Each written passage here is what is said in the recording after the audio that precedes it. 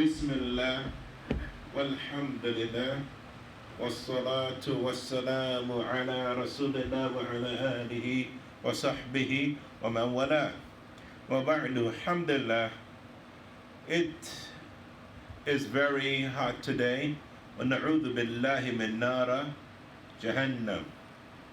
Now we seek Allah's refuge from the hellfire.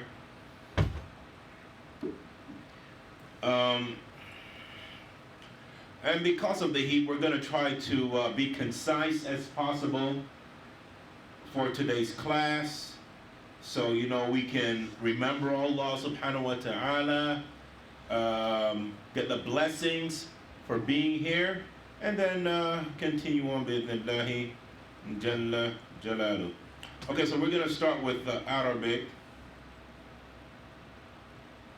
And we're dealing with the Dhamma, and that is the third vowel sound that we're going to exploring. Now the Dhamma looks almost like I don't know what that would be, like a backwards, almost like a 9 tilted to the side, I guess. And what sound does the Dhamma give a word? Who knows?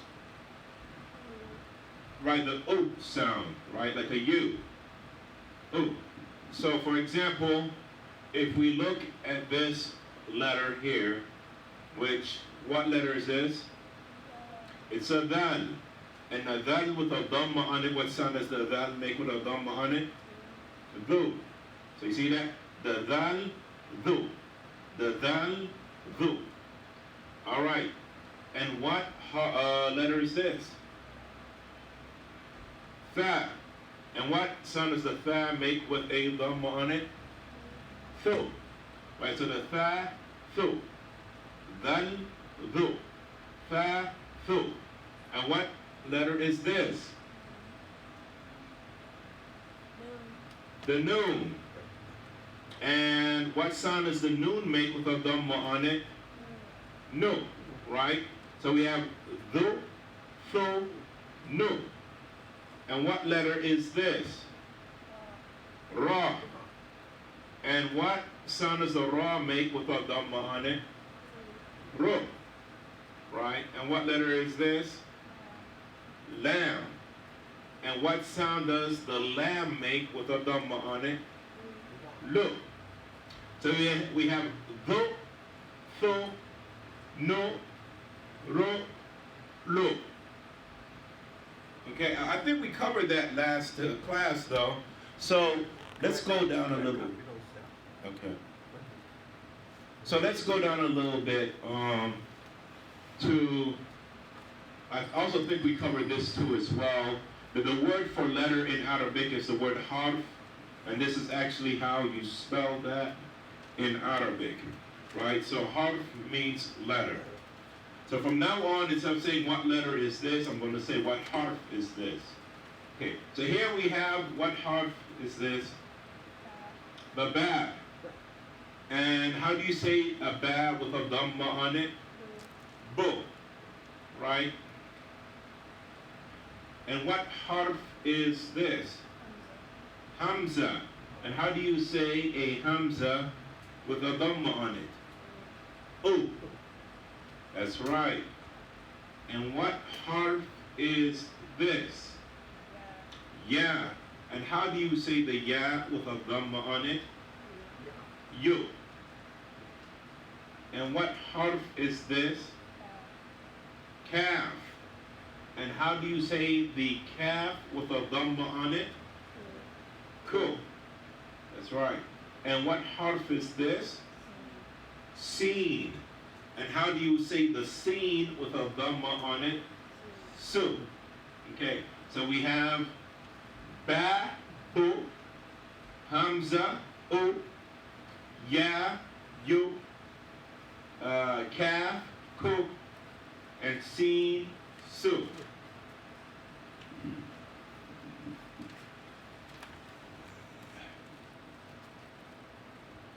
And we'll cover these last letters too as well. We want to cover the page so that way I won't be confused next week when we, as far as where we stop at. Okay, so what harf is this? Ayn. And how do we say the ayn with a dhamma over it? Right? And what harf is this? Fa. And how do we say the fa with a dhamma over it? Fu. Right, so now we have and we have fu. Okay, and what harf is this? Ta. And how do we say a ta with a dhamma over it? Tu. Okay, and what harf is this? Kha. And how do we say a kha with a dhamma over it? Khu. And what harf is this? Ha. And how do we say a ha with a dhamma over it? Hu. Okay, so we have fu, tu, hu, hu. Sorry. Go ahead, copy. Oh, go to the top. Right here. That's good. That's the top. That's the very first thing. No, let's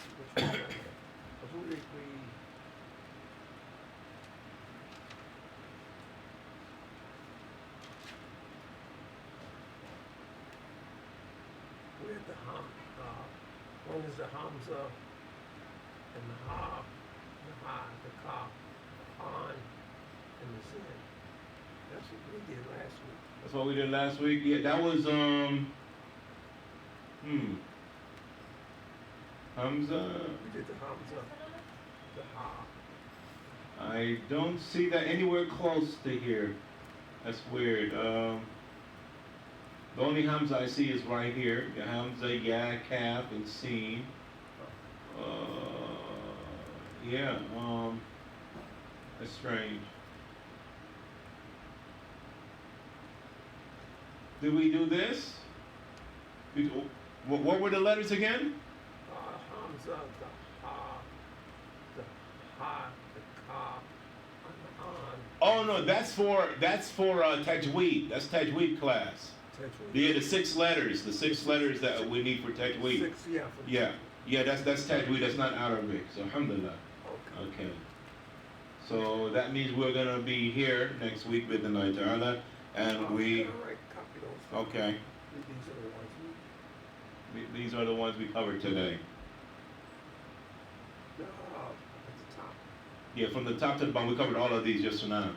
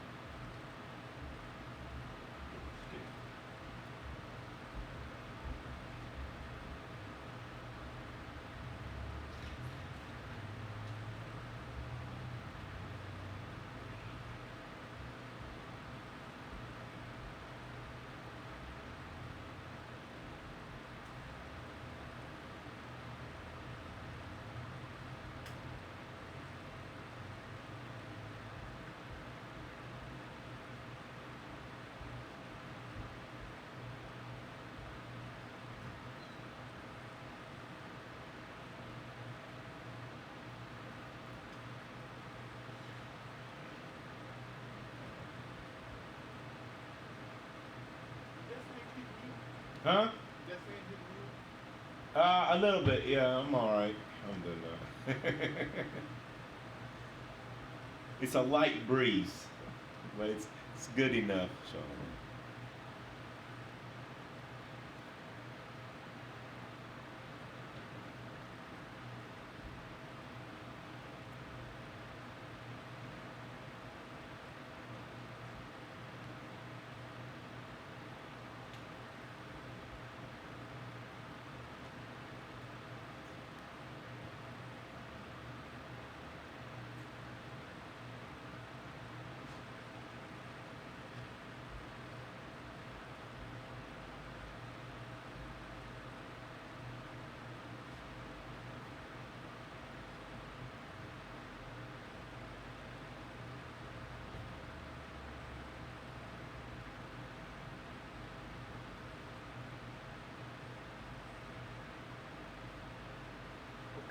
Okay.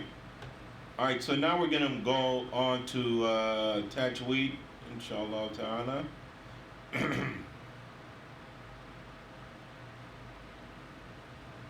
Okay, and what's good, alhamdulillah, so far we've covered the first rule dealing with the noon with the sukoon, which is idhar, right? And idhar meaning to pronounce the noon clearly if it comes after 6 letters. I mean, if 6 letters comes after it. So you have the noon and then you have one of these 6 letters after it.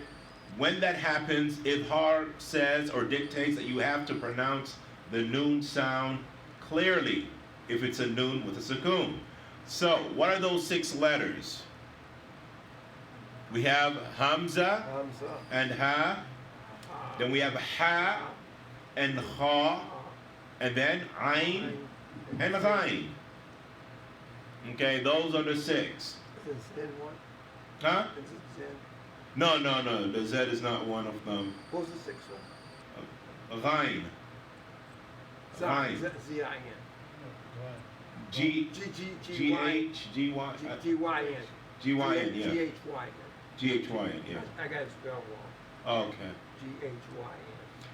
So we covered those, and we also covered the some examples, 18 examples. So we're done with that. So now we're on the second rule dealing with the noon and a sukoon, which is called, come on, center, which is called ikhfa. Let me just try to get this up. Okay. So what is ikhfa? Ikhfa linguistically means to cover. That's the linguistic meaning of the word.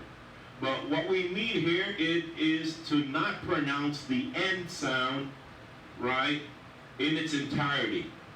To half pronounce it, or to not pronounce it clear, or to cover the end sound, right? And when you do this, when you cover the end sound, at the same time while you do this, you activate the nasal passage in its place. So instead of saying an, you say for example, and you we'll give an example of that. Now there are 15 letters that if the noon with sukoon comes before it, you have to initiate this rule, the rule of ikhfa. And those letters, you can know them if you memorize this poem, which is Sif dafanakum jada shakhsun qad sama dum tayyiban zid fit taqa dhar dhalima. So the first letter of each word in the poem is indicative of a letter that you have to apply this rule to. So sif, we have the sad. That, we have the dal. Fanakum, we have the fa, and then kum, we have the kaf. Right, then jada, we have the jeen. Shakhsun, we have the sheen. Qad, we have the qaf. And sama, we have the sin. Then dum, we have the dal.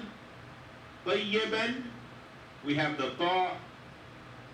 Zid, we have the zay. Fi, we have the fa. Tuqa, we have the ta. Dar, we have the dad. And dhalima, we have the dha. So, any of these words, if it is, or if it's preceded by a noon with a sukoon, we do not pronounce the noon sound clearly. Rather, we hide the noon sound, activating our nasal passage when we do so. And we're going to have examples, of course. We're going to cover maybe the first 2 examples and then move on. Bi'idhnillahi Jalla Jalaluhu. Okay, so here we're going to see some examples with the sad, right? Because that's the first letter in the poem, Sif dafanakum jada shakhsun qad sama. So the first letter was the sad. And here we see, and another thing that's important to notice, and when we looked at idhar, the first rule that we pronounce a noon clearly, you can see the sukoon on the noon, right? But for ikhfa, there is no sukoon on the noon, and that is an indication, it's a way for you to tell that in this we do ikhfa. That's another way of knowing that you do ikhfa here. So like in the mushaf, when you read the Quran and you come across a noon with no vowel sound on it, and then you look at the letter that comes after, you see, oh, that's one of the letters, I think that might be one of those letters that I'm supposed to use ikhfa on.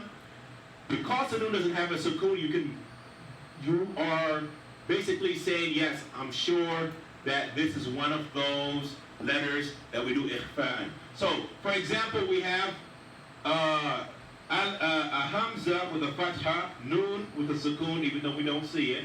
And then we have sad with a fatha, dal with a shadda, and dhamma over the dal, waw, kaf with a dhamma, and mim with a sukoon. So, normally, how would we say this? If this was outside the Quran, and this noon has sukoon in it, we would say, an saddukum. An saddukum. But we don't say it like that. We say, an saddukum. An saddukum. Right? So you can kind of hear the noon sound, but it's not clear. That is the ikhfa. Right? So the difference between an and right? An, right? So we stop before our mouths close. You know, they touch each other, or the top of our mouth with the bottom touch each other. In order to make that N sound, we stop before that. We activate the nasal passage, you know, like we're like that.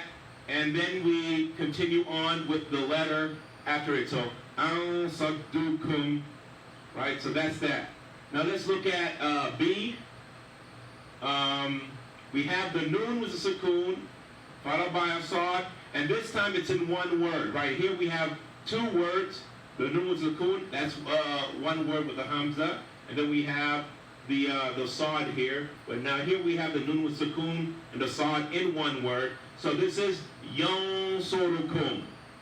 This is a Y with a fatha. How do we say a Y with a fatha? Yeah, right? And then with the sukoon, we would say yan, but we don't say yan because of the rule, being that there's a sad that's after it. So we say yansur, yansur, yansur, right? So yansurukum. And our final example, which is right here, we have tanween on the ha. We know that when we say tanween, there's a noon sound there, right?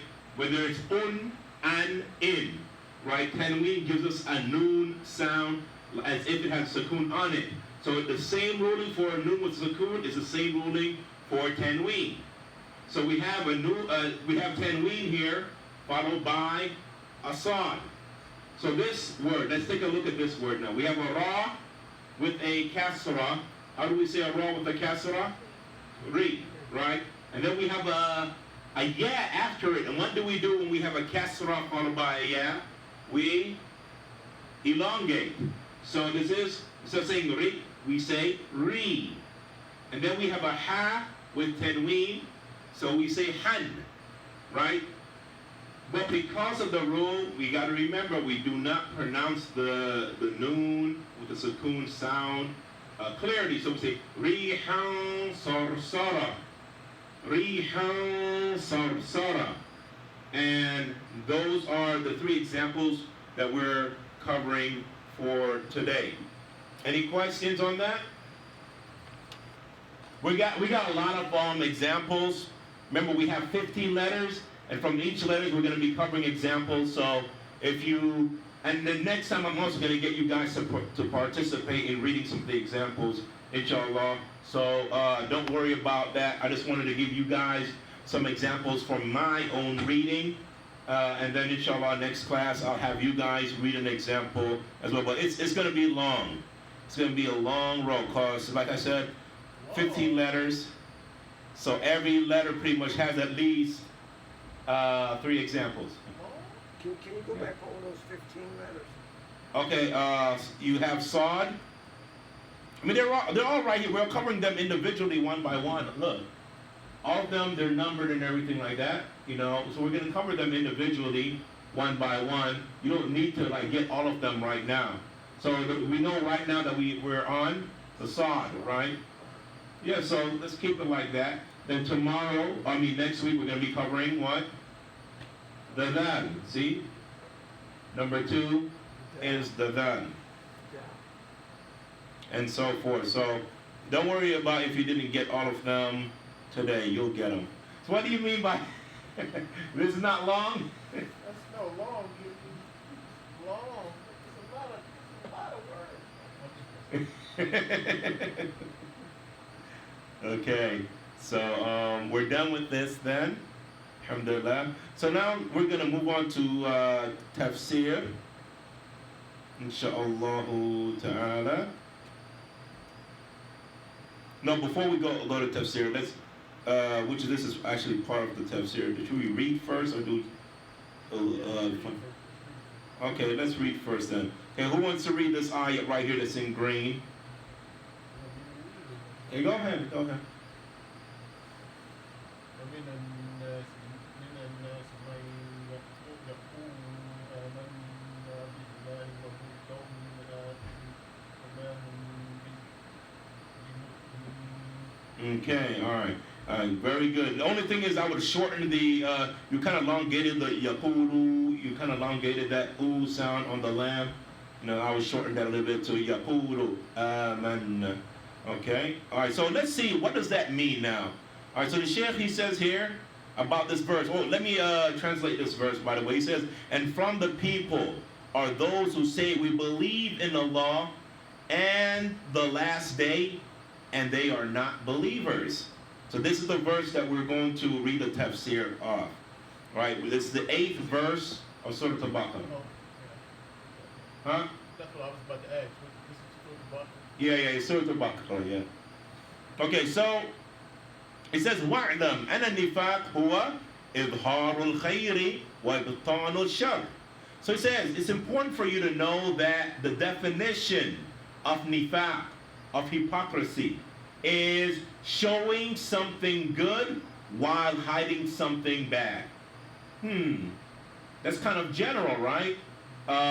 He didn't say anything about belief. He didn't say anything about action. He just said showing something good while hiding something bad. That is hypocrisy, according to the definition of the Shaykh.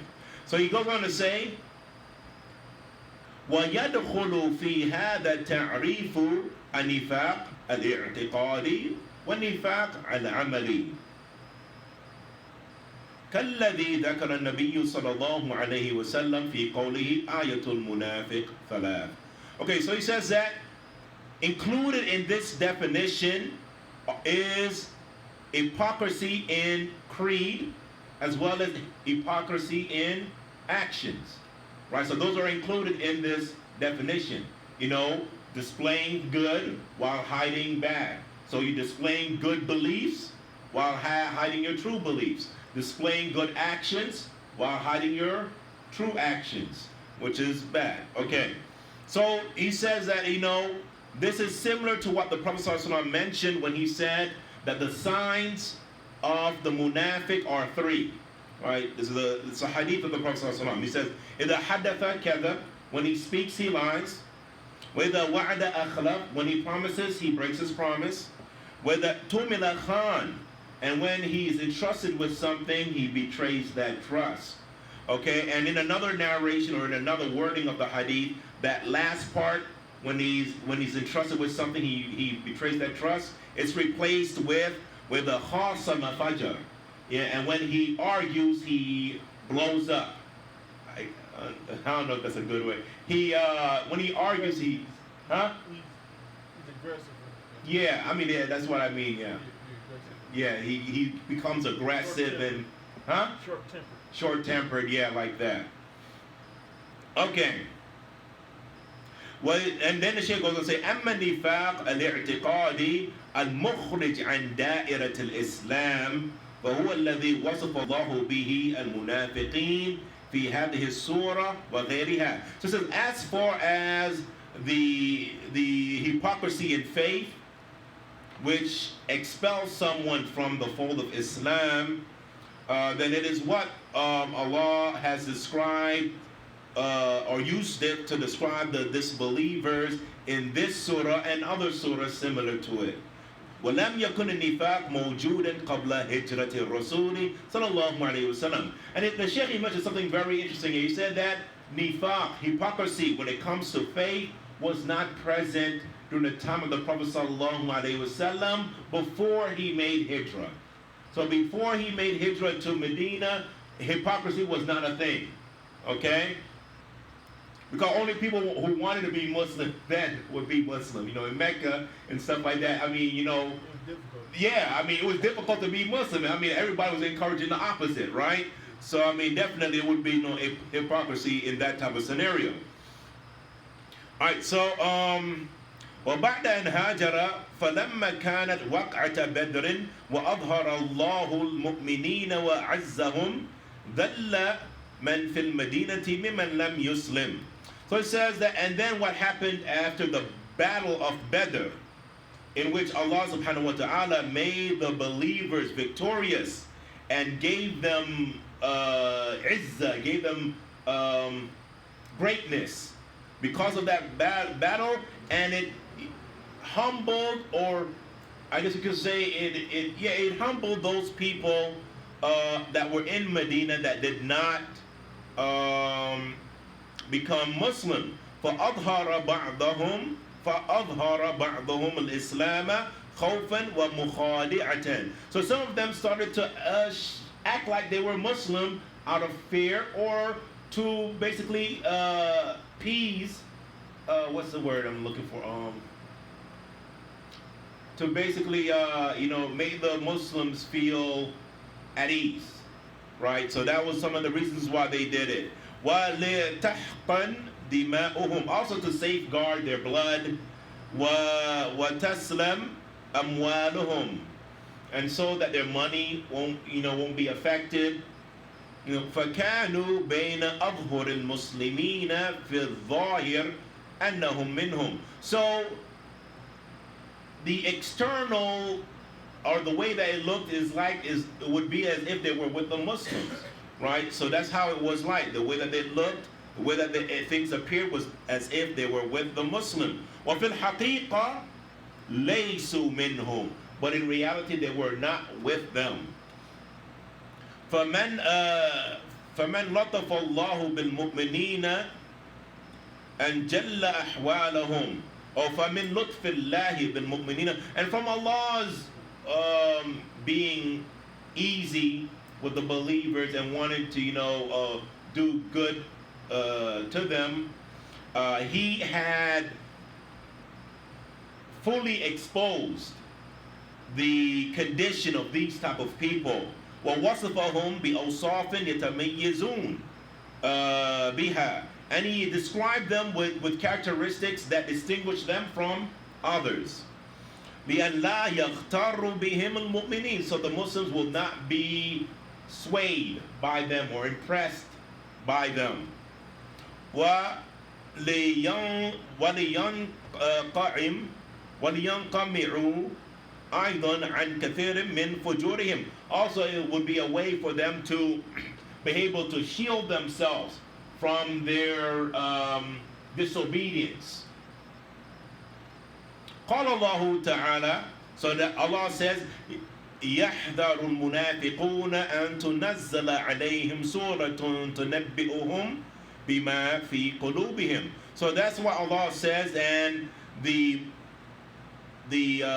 hypocrites, they are worried, or they should be worried, that Allah would reveal a surah that will inform them of what they have inside their hearts. فَوَصَفَهُمُ اللَّهُ بِأَصْلِ النِّفَاقِ فَقَالَ, and Allah subhanahu wa ta'ala, He described them with the foundation of hypocrisy, saying, وَمِنَ النَّاسِ مَنْ يَقُولُ آمَنَّا. So the foundation of hypocrisy is, of course, someone saying that they believe when they don't really believe, right? So they said that, and that's what this ayat says. There are people who say that we believe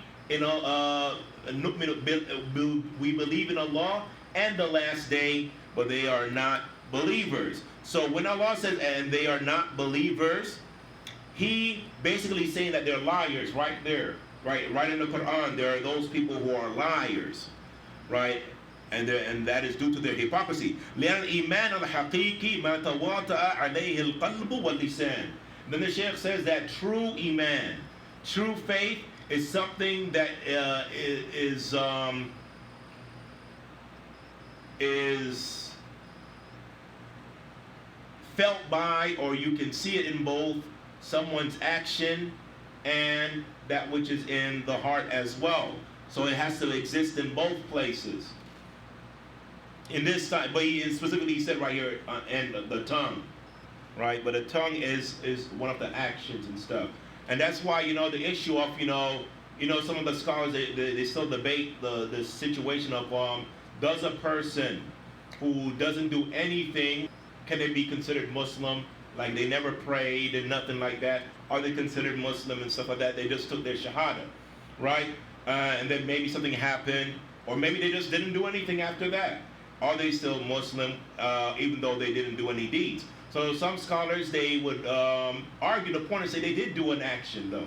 By saying La ilaha illallah, that's an action. Then that weighs heavy.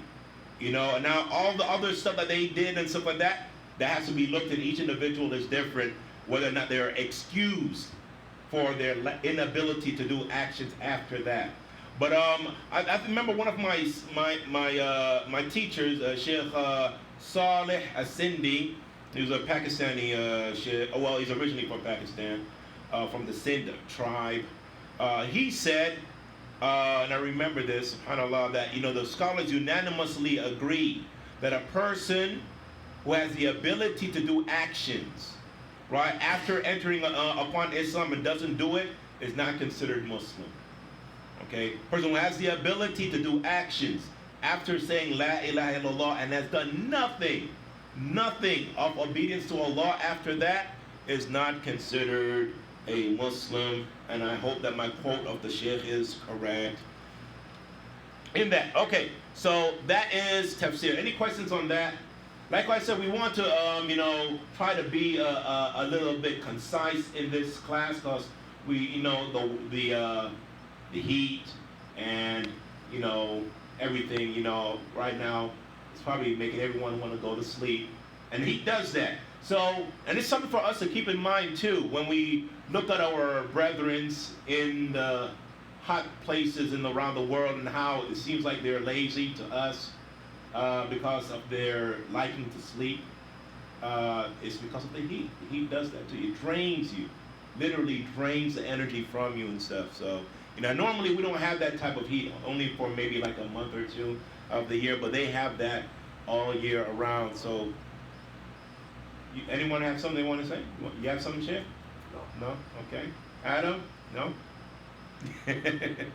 Okay, so with that, then we'll continue on to a tafsir, the other part of our tafsir, which is the fundamentals of tafsir. And we were talking about the companions of the Prophet Muhammad sallallahu wa salamuhu alayhi.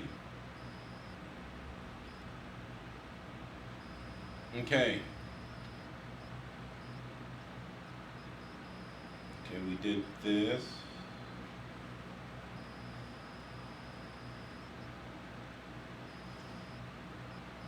And we also talked about the purpose, the reason why it's important for us to understand the Quran, because like any other speech, and the Quran is speech of Allah subhanahu wa ta'ala, that the purpose of it is to be understood, right? So we covered that, and we covered about the differences amongst the companion in tafsir being few. So there you won't find a lot of differences among the companions when it comes to tafsir.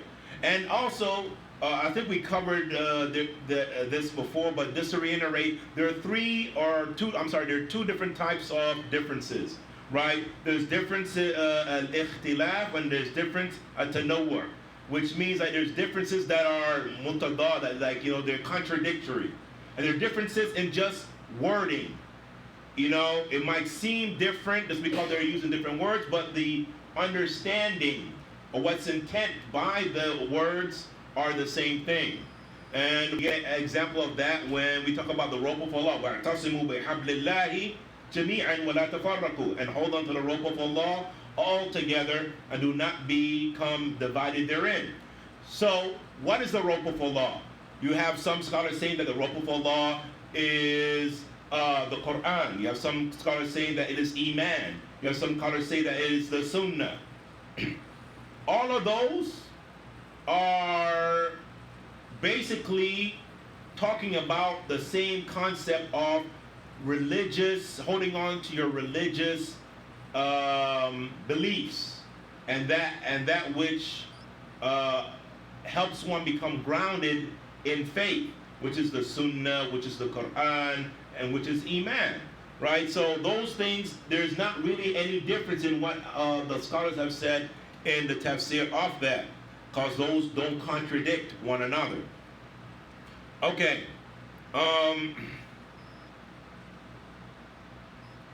We talked about the reason why opposition in the Quran were few. Okay. Here's where we are today. Now we're going to talk about the students of the companion. After speaking about the companion, we're just going to cover Bidnillahi Jalla Jalaluhu this page. Now it says here, some of the students of the companions received tafsir of the entire Quran from the companion. The example of that would be Mujahid, right? Mujahid said, I read the Quran to Ibn Abbas. And who's Ibn Abbas? He's Turjuman al-Quran. He's the interpreter of the Quran, as he is labeled by the scholars, right? So he said, I read the Quran to Ibn Abbas, stopping him at every verse and asking him about it. What does this mean? Who's this referring to? When was this revealed? He would ask him these questions about it. And because of that, a lot of scholars, they rely upon the tafsir of Mujahid. So for example, Sufyan Athawri, rahimahullah, he said, if you find a tafsir from Mujahid, then that would be all you need. Also, some scholars that depended on the tafsir of Mujahid, like Imam al-Shafi'i and Imam Ahmed and Bukhari, they also were scholars that were known to rely upon the tafsir of Mujahid. Of course, the reason why you don't see, Imam Malik or Imam Abu Hanifa, because when we covered the different schools, who they relied on for Quran in Medina, who they relied on for Quran in Kufa. In Kufa they had the companion who? They had who in Kufa from the companion did they relied upon for tafsir? Who remembered? Okay, no one remembers? For tafsir, the companions and the people relied upon the tafsir of Ali and Abdullah ibn Mas'ud. But mostly Abdullah ibn Mas'ud, because Ali, even though he has tafsirs of some ayat, he did not make himself available to sit down and teach. He was, ruling, right, when he was in Kufa. Okay, as opposed to Abdullah, that was what he was doing. He was there as a scholar from the companions, radiyallahu anhum. And in Medina, they had Ubay ibn Ka'b. That was the companion they were taking tafsir from. So if someone studied from like Imam Malik, who was in Medina, he's going to be coming from that line, right? He's going to be taking his tafsir from Ubay ibn Ka'b. And Abu Hanifa is going to be taking his tafsir from Abdullah ibn Mas'ud. Any questions on that? Go ahead.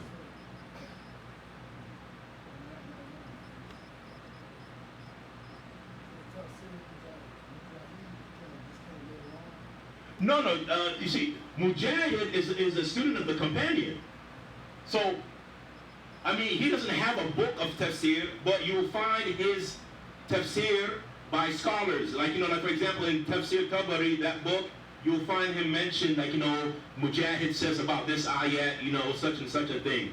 We have to understand that, these scholars during the students of the companion time, they weren't interested so much as being authors. They just taught what they knew. So it was up to their students and their students to really gather all of that information, and then they'll go and author books and write that information down and things like that. So these scholars, they just knew what Mujahid said from sitting with him and so forth, or sitting with his students and so forth. Any other questions? Okay. So, with tafsir being done, we're going to go into Tawheed, or a book on Aqidah. And we were talking about, last time we spoke about the importance of the two branches of Tawheed, which is Tawheed al-Talab wal-Qasd, wa Tawheed al-Ma'rifa wal-Ithbat. And we only have two branches because that's the one the Sheikh decided to work with for his explanation of the creed of the believers. And this is an earlier taqsim, this is an earlier division or categorizing of the branches of Tawheed, right? We said that the two categories come a lot earlier than the three categories. So we're going to be talking about Tawheed al-Ma'rifa wal-Ithbat, right? The Tawheed dealing with knowledge and affirmation.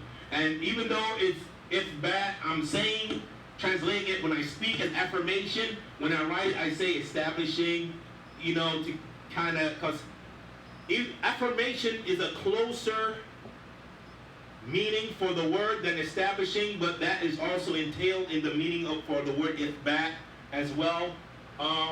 So when we talk about Tawheed al-Ma'rifa wal-Ithbat, there are two things that that are entailed in that aspect of Tawheed. One is establishing that which is Allah. Right?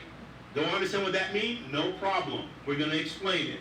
And the next part is establishing His names and attributes, meaning knowing His names and attributes. So what do we mean by establishing that which is Allah? Well, establishing that which is Allah, meaning proof of Allah's existence. So that aspect of Tawheed is covered here, right? So one of the proofs for that is this verse in which, when Allah uses this to really shut the disbelievers up, and it's in Surah Al-Tur, where Allah says, "Am khuliqu min ghayri shay'in am hum al-khaliqun." Okay, which means, are they created by nothing, or were they the creators of themselves? Right? I mean, no one will say that they created themselves. Right? And so Allah said, okay, so if you didn't create yourself, then who created you? And this really is what stumped a lot of the disbelievers.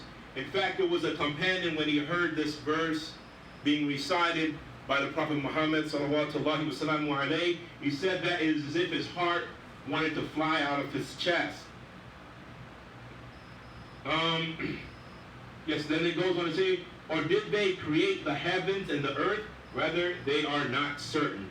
Also, Allah subhanahu wa ta'ala brings forth in this verse, showing them that they themselves, what they think that they believe in, which is in opposition to faith, they are not certain of it. They have no certainty of it. It's just their philosophy, yes, their philosophy. SubhanAllah. And it's kind of interesting that I just had a talk with my dad today. He had called me about something, some type of gathering they're having and stuff like that. And from nowhere, he just shouts, he does chimes in something about religion, saying that, I believe in God. I just believe in being free or something like that. I don't believe that God put any restrictions on anybody and things like that. And I could have taken that opportunity to engage him, but you only want to engage someone in dialogue if you believe that it will be beneficial. And at that point I knew that that wasn't the case and stuff. But it's interesting how people say that they believe in the Creator, but then their belief or their faith stops there. I mean, so what do they think happened? That Allah just created them and then He just like dipped out. He just like, all right, peace. So I mean, why would He do that? Why would He just create you and then just go about, say, do your thing and I'll do mine? Does that make sense to anyone? Does that make sense to you guys? You mean why would they do it or do that? Why would they think that? I mean, why would they think that makes sense? Is what I'm saying. Yeah, it frees them from responsibility. Yes, it frees them from responsibility, and that's that's the thing. And the people who want to be free from responsibility are people who worship their desires. They're the ones that want to be free from responsibility. Okay, so we'll stop right there, inshallah ta'ala, and we'll cover this page later. Pretty straightforward, bidnillahi jalla jalalu.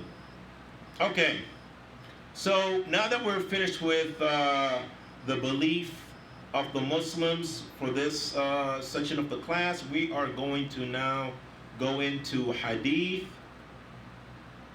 and we are on the 17th hadith.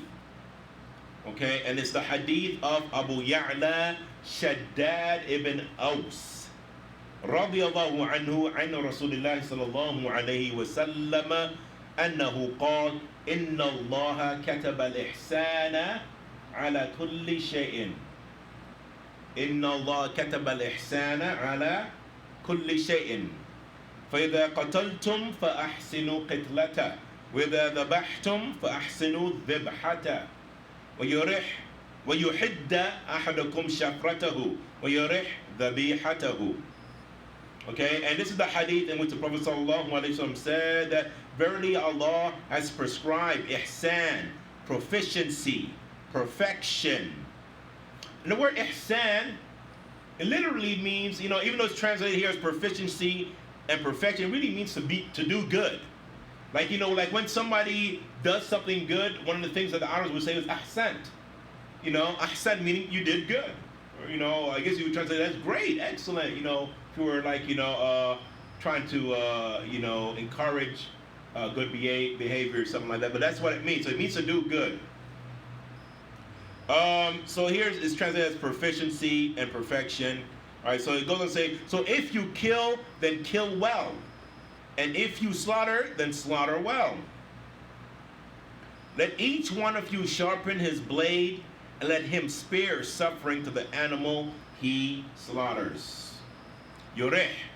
The word here that's used for sparing suffering is the word yureh. And it's kind of interesting, that it's translated here as to spare suffering. And one of the things that the Prophet ﷺ used to always say to Bilal, when he would tell him to call the adhan, he said, Ya Bilal, arihna bis salah. Oh Bilal, make us at ease. I guess it's the same word, but here I guess he would translate it as being at ease by calling the adhan for the salah. Because a Muslim basically lives from one salah to the next. We're waiting for that salah to come in so we could fulfill our duties to Allah subhanahu wa ta'ala. So the Prophet ﷺ used to say that to Bilal, arihna bis salah. The same word here that is translated as spare suffering. So it's very interesting, I think. Okay, so what kind of benefits do we get from this hadith? Okay, the hadith is pretty straightforward. One of the benefits that we get is that it is obligatory to do the best we can in all that we do. Inna Allah kataba al-ihsana ala kulli shay. Allah has written that we do well in all things. We endeavor to do good in all things. Right? So I mean, even in jobs that we're just there for the paycheck, right? We can't just well, I'm not gonna do that, or I'm gonna take a nap because the boss isn't around. No, we have to endeavor, even in those jobs, to make sure that we're fulfilling to the best of our ability what is sought from us. Okay. 2, it is obligatory to do our best when killing, choosing the most efficient way to take a life. Okay, and this even goes into when it comes to executions, like the the had, or when it comes to what I guess will be capital punishment in Islam, right? And that is why, you know, they still prefer to chop the head off, right? In certain places, they still do that. I don't know what they do in other places. I don't like the Emirates. I don't know what they do there. Saudi, they chop heads off for certain crimes. I don't know what they do in Pakistan or Egypt. I don't know. I think it's just imprisonment. I don't know. But, you know, when it comes to killing, though, and I've never seen the execution myself. You know, a couple of times I missed it when I was in Saudi. But from the people who saw it, and I spoke to them, the way that it's done, it's very quick. There's no suffering involved, and you know I'm guessing they inject the body with something so the person won't be fidgety, because you know that would be disaster if that person wants to move their head or try to get up and run or something when the guy's, you know, bringing down the sword. That would cause more of an issue than anything. So the person is really calm. In fact, a lot of people who told me about it said that they were very surprised by that, how calm the person was. They were just able to navigate him to the place where he's going to get his head cut off, and they put him down, and he just stays right there. The guy rolls up in his car. He comes out. You know, he has the sword. Whoosh! And then he goes back in the car and walk off, and then the other security guards and police officers, they clean up the mess afterward. And the person doesn't suffer. Cutting off the head, cutting off all of the nerves, you know, of the body and things like that from reaching the brain, so there is no suffering. So even with that, though, even when it comes to execution, one must think about this.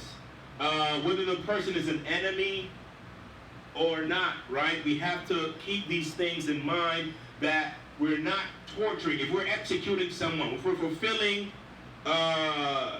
the boundaries set by a law or the rules set by a law, and we have to do that in the most proficient way possible, okay?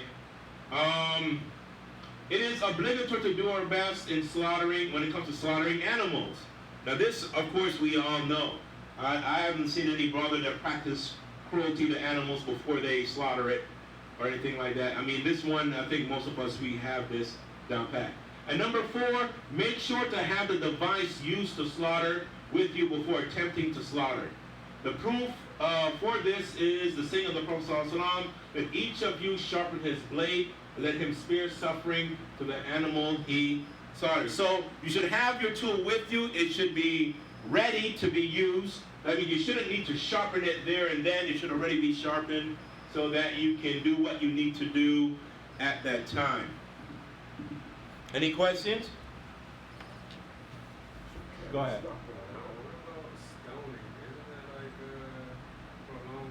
Yeah, that's different though, because stoning is only for fornication, right? There's no other punishment in which stoning is provided. And stoning is supposed to be a punishment in this life, so you don't get punished in the hereafter. So it's almost like an expiation. Okay. Yeah.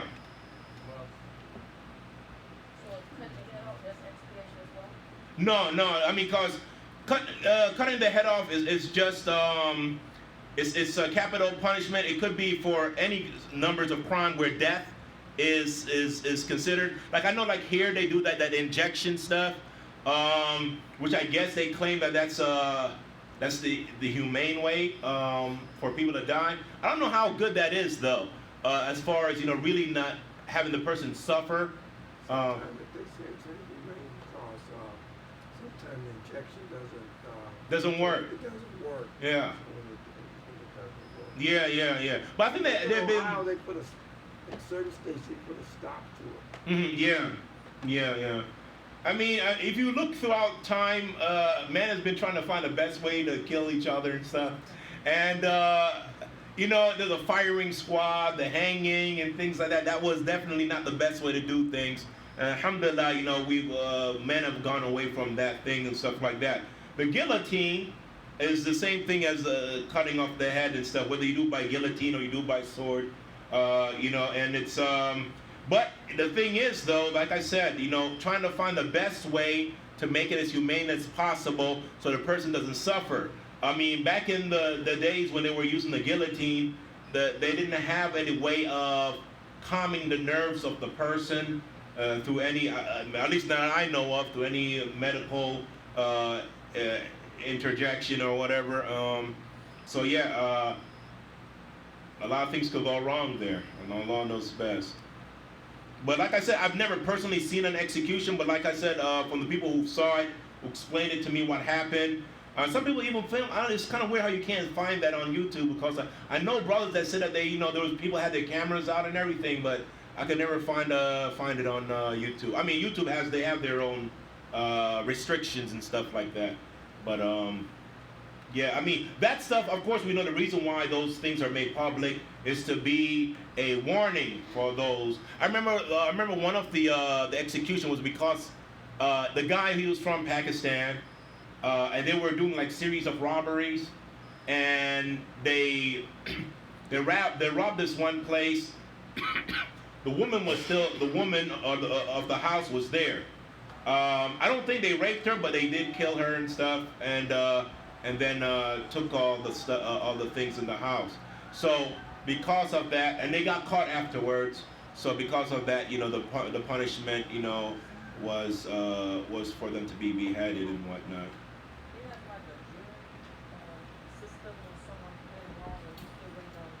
No, not a jury. There is a judge, but no jury. It's not like you get to be judged by your peers and things like that.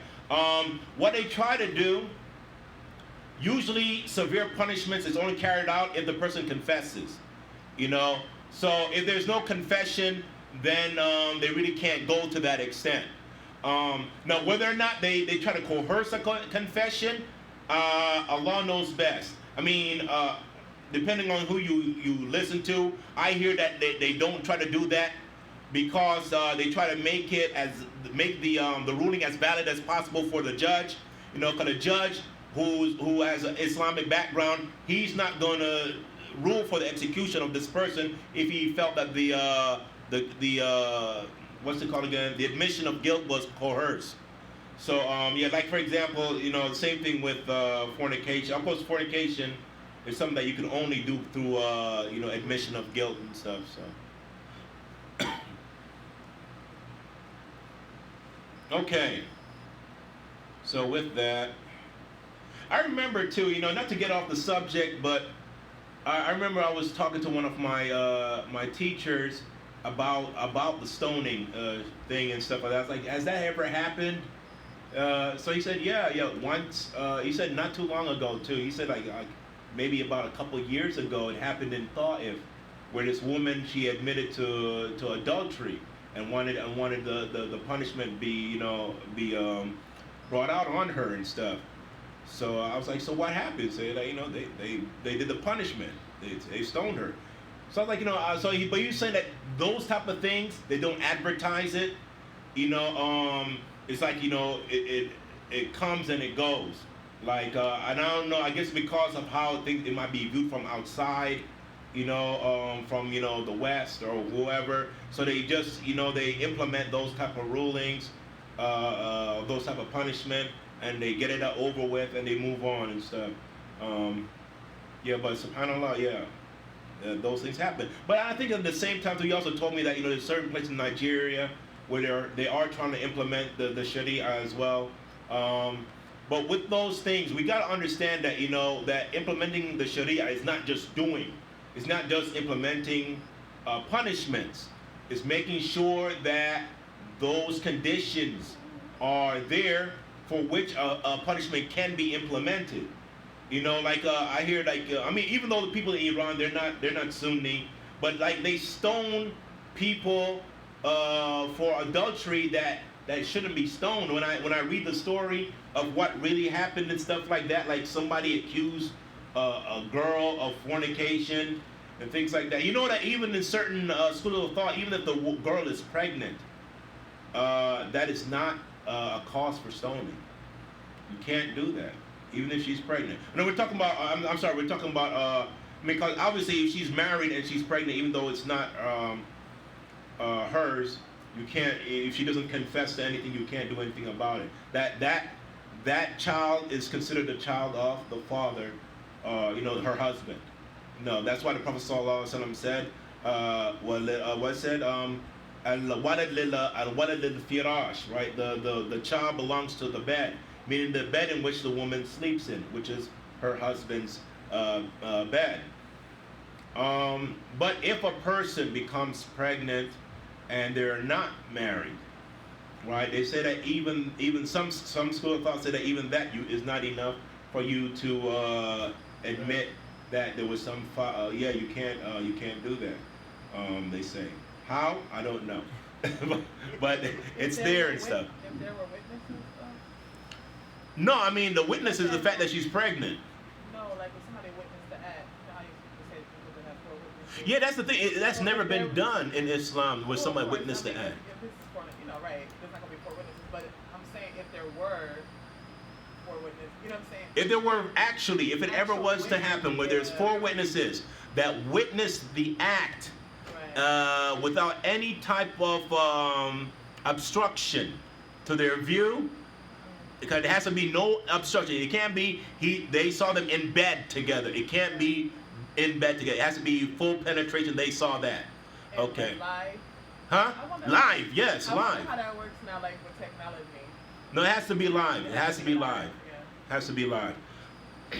When that happens, which is as it never has, then of course that will be sufficient for the for the punishment. But it has never happened that way. The only time stonings have ever been in Islam has ever been implemented is by admission.